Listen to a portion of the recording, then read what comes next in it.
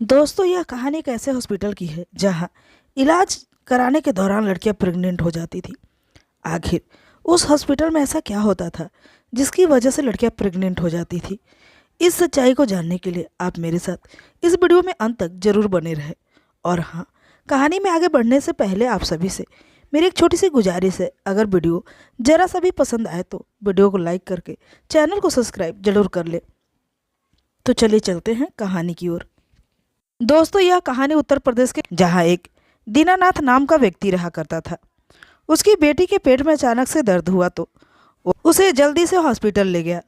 वहां ले जाने के बाद कुछ वक्त इलाज चला। अब जैसे ही डॉक्टर बाहर आया तो चेकअप करने के बाद तो कहने लगा, देखिए, आपकी बेटी को कुछ नहीं हुआ है, दरअसल वो प्रेग्नेंट है। अब इस बात को सुनते ही जो दीनानाथ थे उनके पैरों तले से जमीन खिसक जाती है। अब उन्हें समझ नहीं आता कि आखिर उनकी बेटी प्रेग्नेंट कैसे हो गई। इस बात को लेके बहुत ही परेशान हो जाते हैं।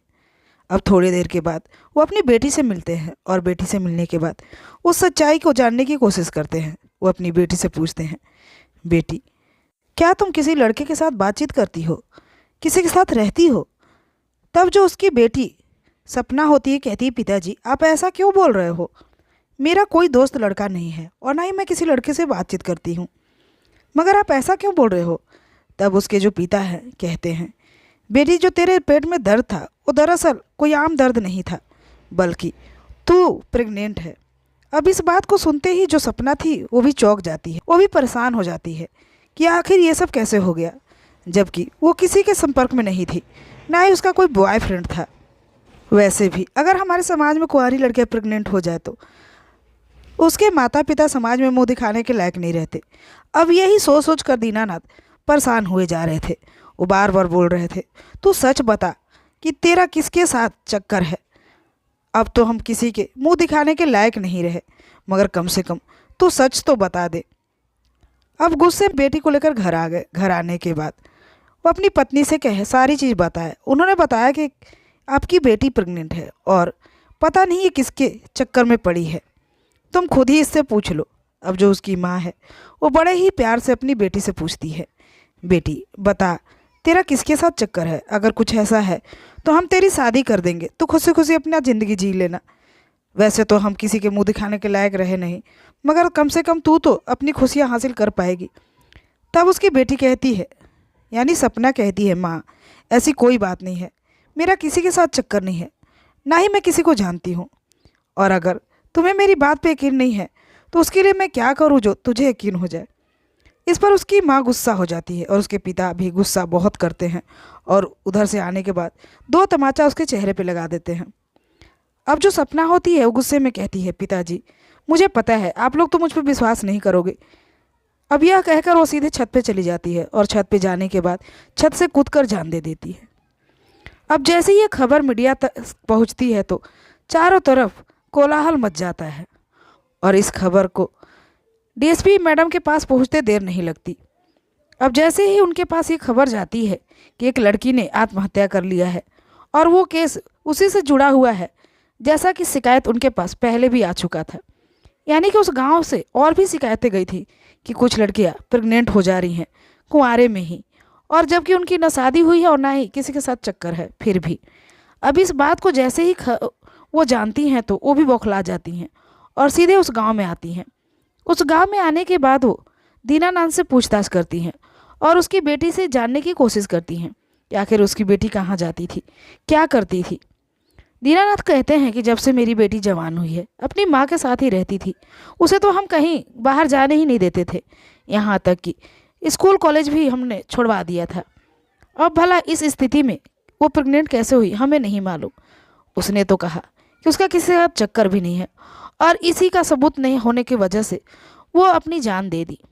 अब जैसे ही डीएसपी मैडम कल्पना ये बात को सुनती हैं तो वो बहुत ही हैरान होती हैं कि आखिर कोई स्त्री इस तरह कैसे प्रेग्नेंट हो सकती है बिना किसी मर्द के संपर्क में आए हुए।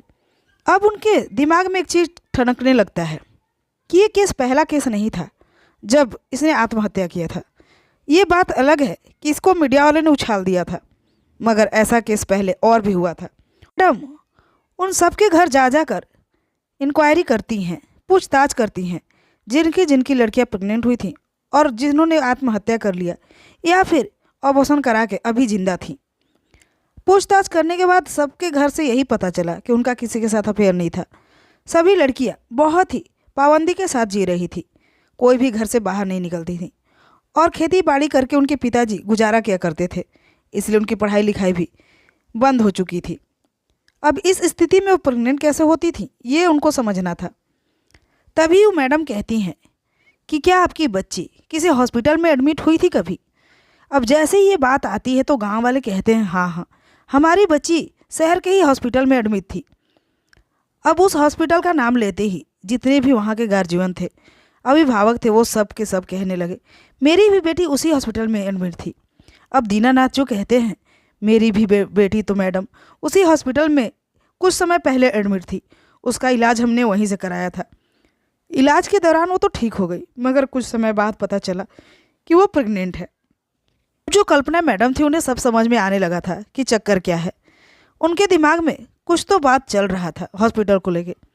तभी उन्होंने कहा ठीक है, आप लोग चिंता न करें, मैं कुछ ना कुछ ज़रूर उपाय निकालूंगी। और वो चुपचाप वहाँ से चल देती हैं। अब अपने कमरे पे आने के बाद सोचने लगती हैं कि ऐसा क्या किया जाए जिससे इस सच्चाई से पर्दा उठ सके कि आखिर लड़कियाँ ऐसे कैसे प्रेग्नेंट हो जा रही हैं। तब उन्होंने एक आम लड़की का रूप पकड़ के, यानी आम वेशभूषा में, वो उसी हॉस्पिटल में जाती हैं एडमिट होने के लिए। वहाँ जाने के बाद डॉक्टर साहब से कहती हैं डॉक्टर साहब मेरे पेट में बहुत दर्द है, प्लीज़ मुझे एडमिट कर ले। अब जैसे ही वहाँ के डॉक्टर डीएसपी महिला को देखते हैं तो वो चौंक जाते हैं और बहुत ही अंदर खुश होते हैं, क्योंकि जो डीएसपी महिला थी वो बेहद ही खूबसूरत थी। उन्हें देखने के बाद उस डॉक्टर के मुंह से लार टपकने लगता है। वो अपनी नर्स से कहता है हाँ, हम इनको आज ही एडमिट करेंगे, आप जल्दी जाओ एडमिट करने की व्यवस्था करो। अब जो नर्स थी वो भी चली जाती है और फटाफट उन्हें एडमिट कर लिया जाता है।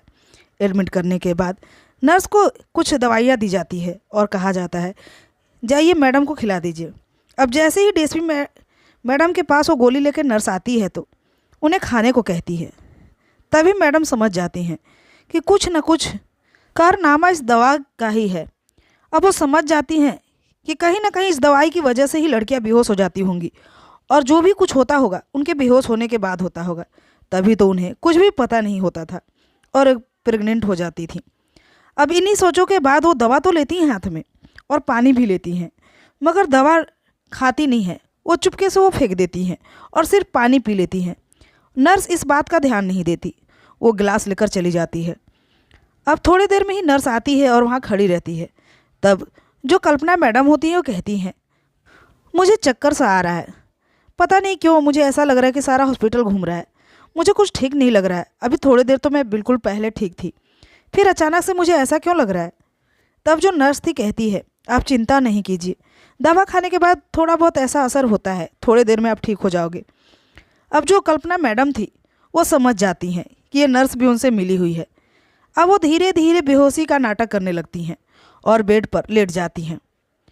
अब थोड़ी देर में वो डॉक्टर भी उस कमरे में आ जाता है। अब आने के बाद नर्स से कहता है कि इन्हें मेरे कमरे में लेकर आओ, मैं उनका इलाज वहीं करूँगा। अब जो नर्स थी उसे चेयर पर बैठाकर, यानी डीएसपी कल्पना मैडम को चेयर पर बैठाकर उसके कमरे में ले जाती है। वहाँ ले जाने के बाद वो चुपचाप वहाँ से चल देती है और जो डॉक्टर होता है वह दरवाज़ा लॉक कर लेता है।